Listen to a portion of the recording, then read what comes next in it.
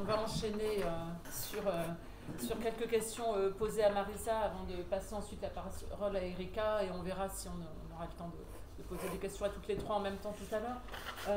Je crois que c'était vraiment très intéressant ce que tu as dit, parce que il me semble qu'on gagnerait de temps en temps à étudier Proust avec les termes de la critique postcoloniale.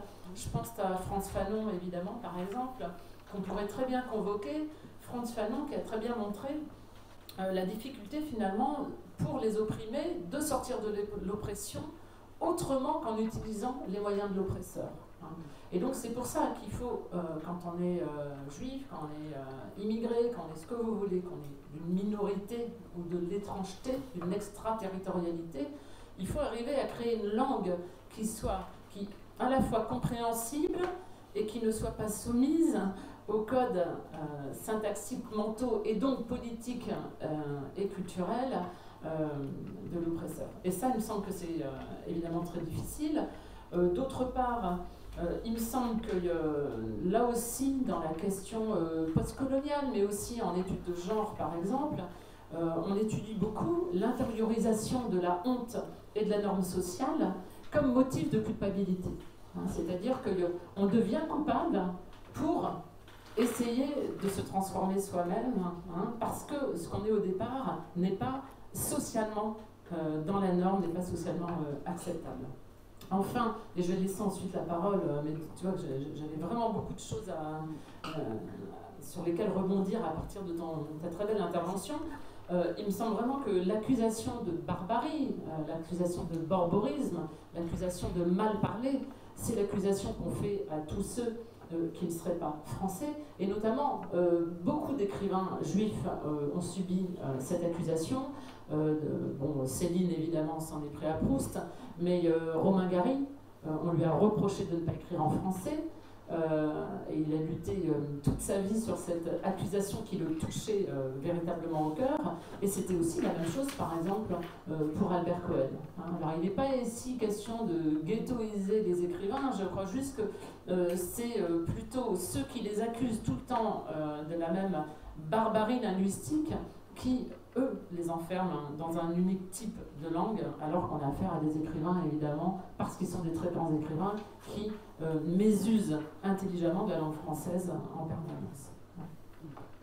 Alors, je vais te laisser réagir. En effet, il faudrait peut-être réfléchir à ce que c'est que cette identité linguistique, où elle est située. C'est parce que là, l'idée de clarté aussi est une idée politique très, très forte. Parce que même au XVIIe siècle, c'était une idée politique. C'est une politique de la langue qui a produit la clarté. Moi, je pense au très beau livre de Méchonic, Histoire d'une clarté obscure. Car en fait, ce n'est pas du tout vrai que le français est plus clair que les autres. Tout à fait. Il me semble même au XVIIe que la clarté classique s'est érigée contre le baroque, contre le libertinage érudit. Évidemment, si on lit les lettres de Cyrano de Bergerac ou les Voyages dans la Lune, bon, d'accord, c'est pas du Boileau, mais c'est vraiment génial. Et c'est effectivement toute cette langue française propre au XVIIe, qui est une espèce de courant souterrain qu'on retrouvera évidemment au XVIIIe, etc. autrement. C'est aussi ce qui fait c'est l'ombre portée de la clarté classique, mais c'est toujours les ombres qui sont les plus intéressantes, peut-être. Je laisse la parole aux autres parce que sinon on va dialoguer tranquillement toutes les deux. Marion, Karen. Je voulais juste faire une remarque, d'abord en écho un peu à ce que tu disais. Lorsque je dis aux gens que je suis linguiste, au quotidien, les gens me répondent souvent qu'ils comprennent mon travail et ma peine, étant donné que le français se perd. Cette idée que le français se perd, il me semble que ça fait un peu écho à ce que tu disais, où c'est curieux. Il y a aussi l'idée qu'on fait de plus en plus de fautes d'orthographe, mais on retrouve ces discours de siècle en siècle. Enfin, c'est curieux, c'est cette constante sur le français qui se perd, l'orthographe qui se perd, des gens qui ne lisent plus. Nous, on ne lisait plus à cause de la télévision. Maintenant, c'est la génération actuelle, c'est à cause d'Internet. C'est un peu la même chose, j'ai l'impression. La deuxième remarque, c'est vraiment rapide que je voulais faire, c'est que ça m'a intéressé ce que vous disiez sur Barès et Céline. Enfin, je ne connaissais pas par rapport à l'oral et l'écrit, et ces espèces de discours, de fantasmes sur ce que serait l'oral, serait l'écrit.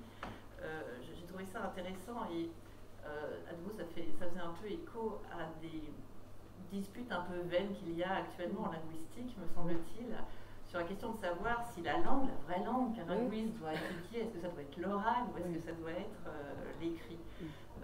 Longtemps, c'est au XVIIIe, c'est l'écrit qui a dominé, enfin, l'oral était un écrit raté.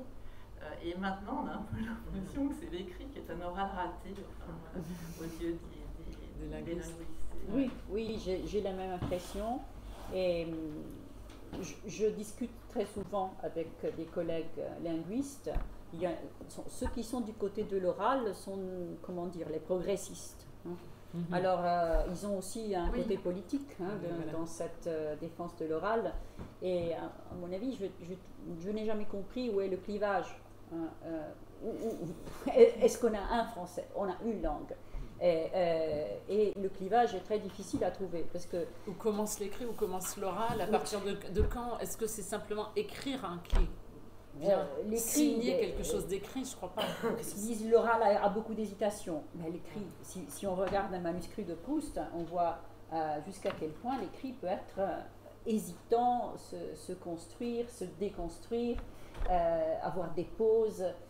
Donc je ne sais pas. Hein, donc à mon avis, c'est vraiment c'est idéologique. Oui, c'est idéologique. Il faut les distinguer pour des raisons opératoires, évidemment, si on doit étudier un texte, que ce sera écrit ou oral. Mais c'est idéologique, la distinction. Je pense au livre d'Isabelle Sersa, l'esthétique de la ponctuation, où cette tentative de distinguer l'oral de l'écrit, à la fin, justement, on arrive à la même conclusion que probablement. Merci. Est-ce que certains ou certaines veulent poser des questions? Oui. Moi, je voudrais vous demander si vous voyez des liens dans le cas de Bloch avec la question du snobisme.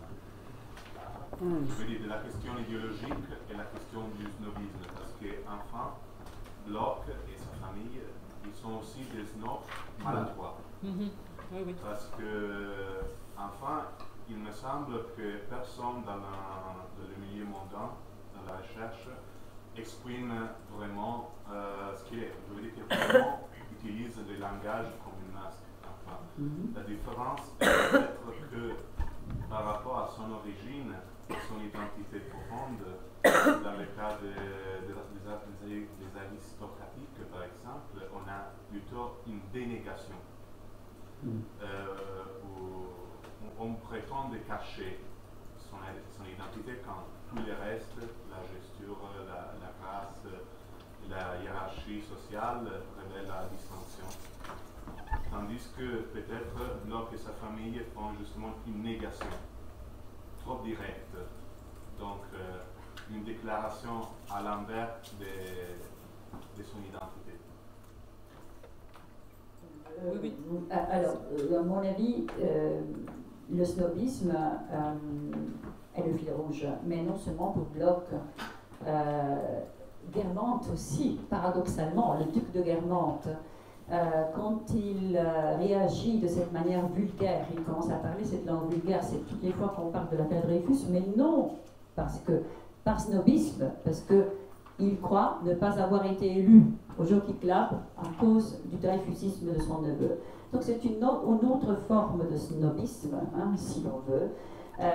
Bloch, certainement, est représenté comme une hyène, car c'est une avidité qui le pousse, l'avidité de devenir quelqu'un fameux, célèbre, qui le pousse à se cacher. Donc c'est, oui, je suis d'accord, c'est l'une des clés. Mais moi, peut-être, je vais juste rebondir, peut-être avant de passer la parole à Erika pour qu'on puisse continuer. Il me semble que Bloch, de ce point de vue-là, est très proche de Legrandin. Legrandin, qui lui aussi est quelqu'un dont le masque est hyper apparent parce que l'origine est trop basse. Hein. Normalement, on est avec la recherche dans une sociologie à la tarde, une sociologie où l'objectif c'est de monter dans la classe immédiatement supérieure. Donc ceux qui essayent de monter, je dirais, plusieurs échelons en même temps, en quelque sorte, évidemment, ils sont démasqués dès le départ. Hein. Et donc peut-être qu'il ne faudrait pas raisonner en termes de juifs, pas juifs dans la recherche, mais d'où viennent... pardon. Mais à partir de quelle classe on essaye d'arriver vraiment plus haut. Les Verdurins aussi, d'une certaine manière, qui sont pourtant une grande bourgeoisie, des grands mécènes, font évidemment des impairs monstrueux. Hein. Peut-être déjudaïser d'une certaine manière le comportement sociologique de Bloch, ça pourrait être intéressant pour essayer de le remettre dans un certain groupe, comme vous l'avez suggéré finalement. Bon, on continue peut-être avec Erika.